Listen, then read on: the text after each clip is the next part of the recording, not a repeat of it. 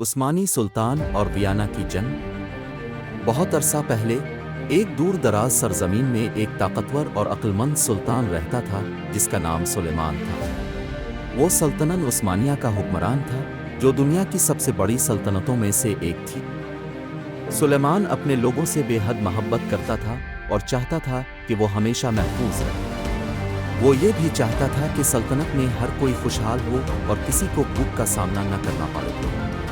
ایک دن سلیمان نے ایک بڑے مہم پر نکلنے کا فیصلہ کیا۔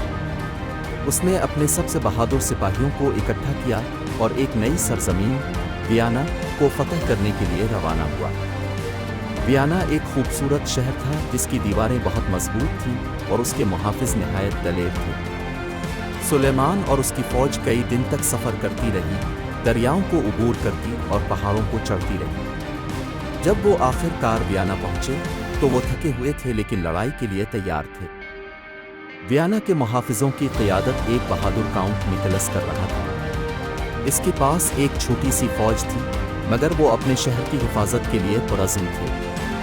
سلیمان اور اس کی فوج نے بڑے توپوں اور مضبوط منجن کوہے کے ساتھ شہر کی دیواروں پر حملہ کیا مگر محافظوں نے بھی ہمت نہیں ہاری اور پوری طاقت سے مقابلہ کیا۔ یہ جنگ کئی دن تک جاری رہی، دونوں طرف کے سپاہی بہادری سے لڑتے رہے، لیکن سلیمان کی فوج بہت تھک چکی تھی اور محافظ بہت مضبوط ثابت ہوئے۔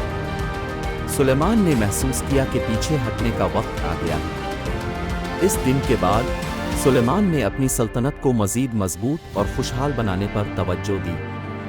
اس نے نئی سڑکیں، اسکول اور اسپتال بنوائے اور اس کے لوگ اس سے بے حد محبت کرنے لگے۔ اور اگرچہ سلیمان ویانا کو فتح نہ کر سکا مگر وہ تاریخ کے سب سے عظیم سلاطین میں سے ایک کے طور پر یاد کیا جاتا ہے، اپنی بہادری، حکمت اور رحم دلی کی وجہ سے۔